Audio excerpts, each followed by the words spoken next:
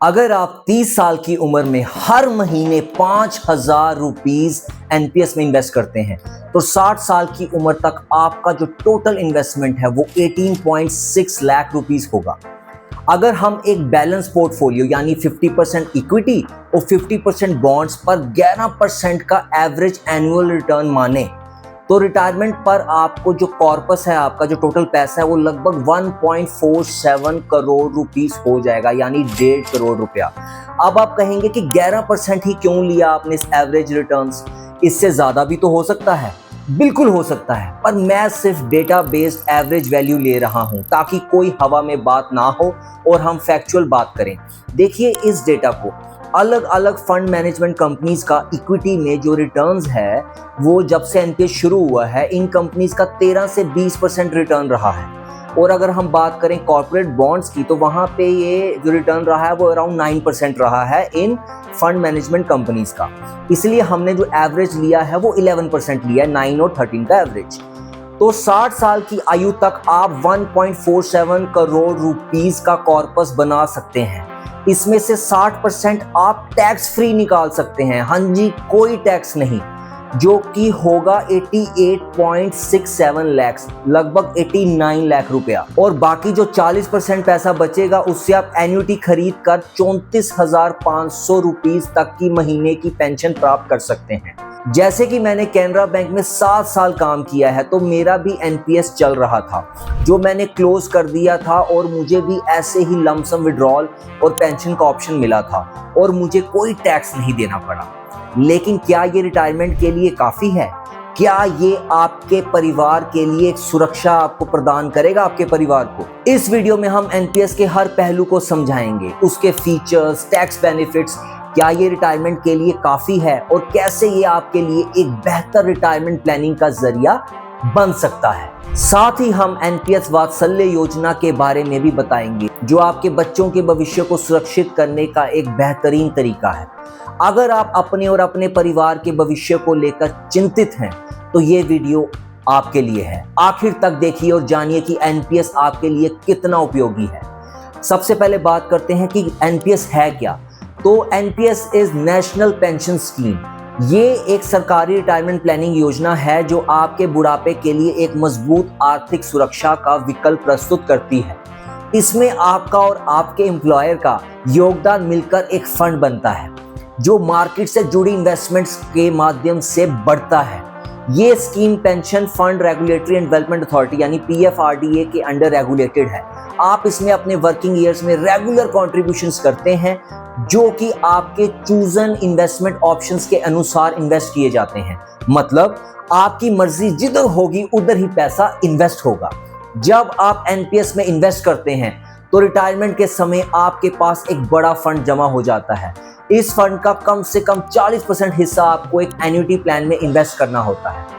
तो सवाल ये आता है कि एन्युटी है क्या? एन्युटी एक फाइनेंशियल कॉन्ट्रैक्ट है जिसमें आप एक लम सम अमाउंट, जैसे कि एनपीएस फंड का 40% होता है, उसको एक इंश्योरेंस कंपनी को देते हैं और बदले में आपको रेगुलर मंथली पेंशन मिलती है।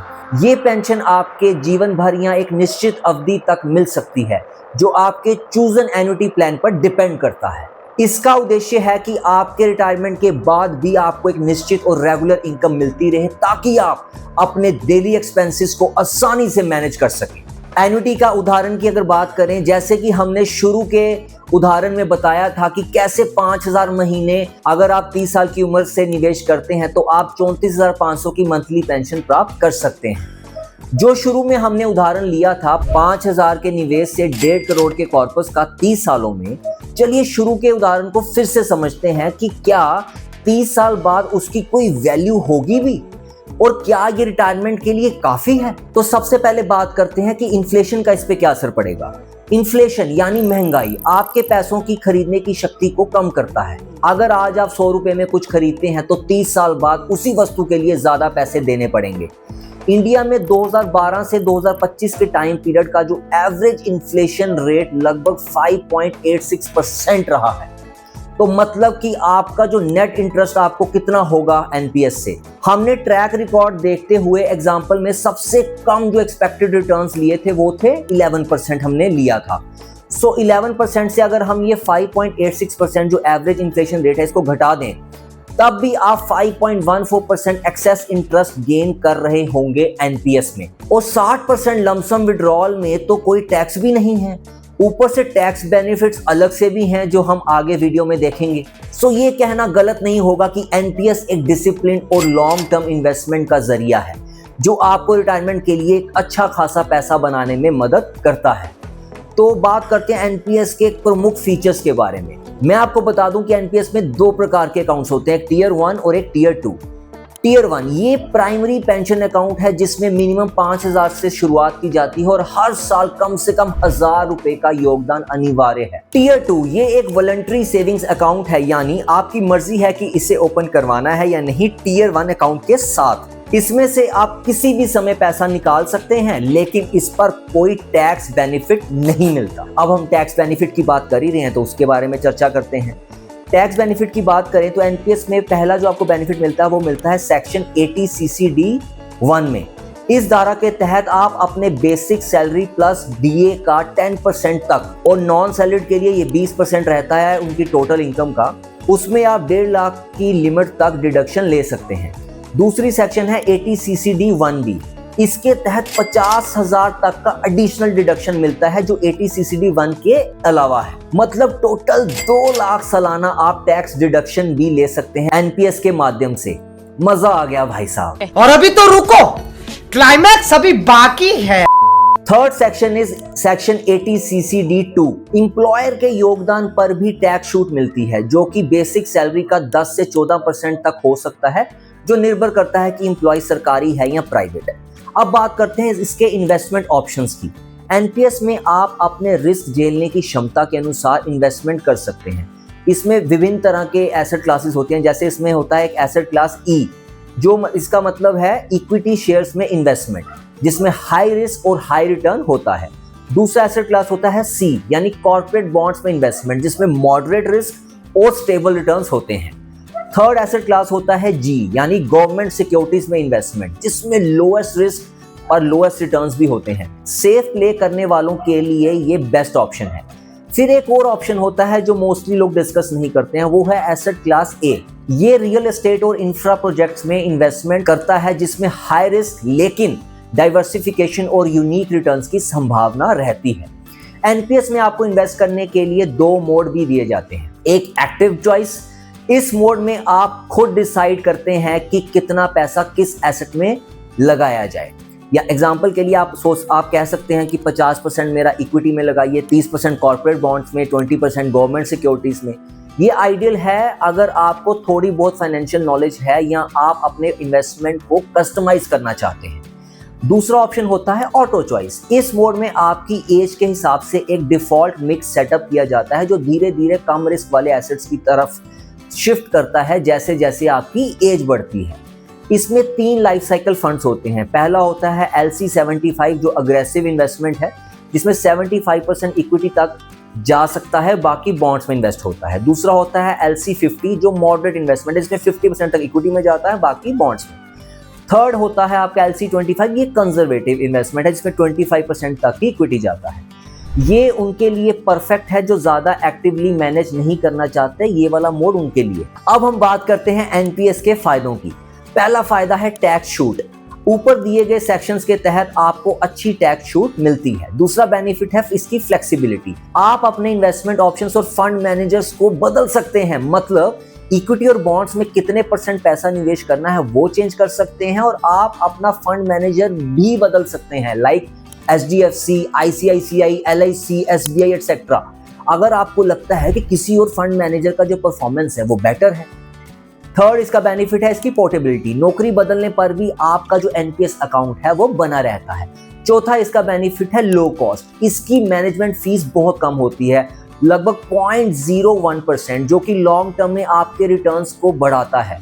और वही एक्टिव म्यूचुअल फंड्स में ये फीस 1.5 से 2% तक जाती है। एग्जाम्पल से समझिए, मान लीजिए आप 5,000 महीना इन्वेस्ट करते हैं 11% रिटर्न के साथ, और 30 साल बाद 1 करोड़ का कॉर्पस बनता है। इसमें एग्जैक्ट फिगर्स अलग रहेंगी क्योंकि पैसा हम हर महीने तोड़ तोड़ के लगा रहे हैं, ना कि एक साथ 1 करोड़। लेकिन आपको इससे आइडिया मिल जाएगा। मान लीजिए कि आप 30 साल में जो आपका जो निवेश है, ठीक है, हम पहले बात करते हैं एनपीएस की, उसमें रहेगा आपका 0.01%, इसका रहेगा आपका मैनेजमेंट फीस। तो आप मानिए 30 साल बाद जो आपका 1 करोड़ का कॉर्पस है, उसमें जो आपने पे की होगी मैनेजमेंट फीस, वो रहेगी 30,000 रुपया। वही म्यूचुअल फंड में क्योंकि ये 1.5% है, तो एक्टिव म्यूचुअल फंड में ये बनेगी 45 लाख रुपया। आप देख पा रहे हैं कितना ज्यादा डिफरेंस है, यानी 150 गुना ज्यादा। यानी म्यूचुअल फंड्स में आपका जो पैसा है वो 44.70 लाख, मतलब लगभग 45 लाख कम हो सकता है आपके टोटल फंड्स में, सिर्फ ज्यादा फीस की वजह से। इसका अगला बेनिफिट होता है एनपीएस का, वो है पार्शियल विड्रॉल। अगर आपको शिक्षा, घर खरीदने या मेडिकल इमरजेंसी के लिए पैसा चाहिए तो आप 25% तक का पार्शियल विड्रॉल भी कर सकते हैं। इसका अगला बेनिफिट है प्रोफेशनल फंड मैनेजमेंट। आपके पैसे को अनुभवी फंड मैनेजर्स द्वारा मैनेज किया जा रहा है। अगर बेनिफिट हैं तो कुछ नुकसान भी होंगे, बिल्कुल हैं, छोटे मोटे नुकसान है जिसको आप कवर भी कर सकते हैं। पहला नुकसान है इसका मार्केट रिस्क। ये इसकी मार्केट लिंक्ड है, इसलिए रिटर्न्स गारंटीड नहीं होते, खासकर इक्विटी में। बट ऐसा तो सभी मार्केट बेस्ड स्कीम्स में होता है, चाहे आप शेयर मार्केट में करें, म्यूचुअल फंड्स में करें। बट आप इसे कंट्रोल कर सकते हैं एनपीएस में, क्योंकि आप चाहे तो ज़्यादा पैसा अपने गवर्नमेंट बॉन्ड्स पे भी लगा सकते हैं। दूसरा जो इसका नुकसान है वो है एन्युटी परचेज। रिटायरमेंट पर 40% जो आपका फंड होता है, उसका 40% आपको एन्युटी खरीदना अनिवार्य है, तो जिसका रिटर्न कम हो सकता है, वो 5 से 7% तक ही रहता है जनरली। तीसरा जो इसका नुकसान रहता है वो है टैक्स ऑन एन्युटी। एन्युटी से जो प्राप्त पेंशन आपको जो मिलती है, पेंशन, मंथली पेंशन, वो टैक्सेबल होती है, बट वो आप मैनेज कर सकते हो, क्योंकि अब 12 लाख तक कोई टैक्स नहीं लगता अंडर न्यू टैक्स रिजीम। अगर टैक्स की पूरी जानकारी चाहिए तो मैं कुछ दिनों में टैक्सेस की complete guide from financial year 2025 to 2026 upload करने वाला हूं। आप चैनल को सब्सक्राइब कर सकते हैं ताकि आप वीडियो को मिस ना करें, क्योंकि टैक्स फाइल करने की ड्यू डेट भी आने वाली है। अब मैं कुछ आपको बताना चाहता हूं एनपीएस वात्सल्य के बारे में। ये बच्चों के लिए एक विशेष योजना है। एनपीएस वात्सल्य एक ऐसी योजना है जिसमें पेरेंट्स या गार्डियंस अपने 18 साल से कम उम्र के बच्चों के लिए एनपीएस अकाउंट खोल सकते हैं। ये बहुत अच्छा रास्ता है अपने बच्चों के उज्जवल भविष्य के लिए शुरू से ही निवेश करने के लिए। अब मैं आपको बताना चाहता हूं इसके कुछ की फीचर्स एनपीएस वात्सल्य के, कि इसमें जो मिनिमम कंट्रीब्यूशन रहता है वो 1000 रुपया रहता है पूरे साल का। इसमें कोई मैक्सिमम लिमिट नहीं, आप चाहें जितना मर्जी पैसा अपने बच्चे के भविष्य के लिए निवेश कर सकते हैं, जितनी आपकी क्षमता है। प्लस इसमें आप 18 साल के बाद जो आपका ये एनपीएस वात्सल्य अकाउंट है, ये रेगुलर एनपीएस टियर 1 में अपने आप कन्वर्ट हो जाता है। उसके बाद इसमें अगर आपको बच्चे की शिक्षा, उसकी कोई मेडिकल इमरजेंसी के लिए पैसा चाहिए तो आप 25% तक का इसमें भी पार्शियल विड्रॉल कर सकते हैं। तो क्या एनपीएस आपके लिए सही है या नहीं? अगर आप अपने भविष्य के लिए एक सुरक्षित और समृद्ध जीवन की कल्पना करते हैं तो नेशनल पेंशन स्कीम एक ऐसा विकल्प है जो आपके सपनों को साकार करने में जरूर मददगार हो सकता है। ये योजना न केवल सरकारी कर्मचारियों के लिए बल्कि प्राइवेट सेक्टर के कर्मचारियों और आम नागरिकों के लिए भी उपयुक्त है। अगर आप अपने बच्चों के भविष्य के लिए भी सोच रहे हैं तो एनपीएस वात्सल्य जैसे विकल्प उपलब्ध हैं, जिसमें आप अपने बच्चों के लिए भी एक मजबूत आर्थिक बुनियाद रख सकते हैं। इसीलिए अगर आप अपने रिटायरमेंट के दिनों को बिना किसी चिंता के बिताना चाहते हैं तो एनपीएस एक विचारणीय विकल्प है। तो अंत में मैं यही कहना चाहता हूं कि आप अपना ख्याल रखें, फाइनेंशियल डिसिप्लिन बनाए रखें। मिलते हैं अगली वीडियो में। धन्यवाद।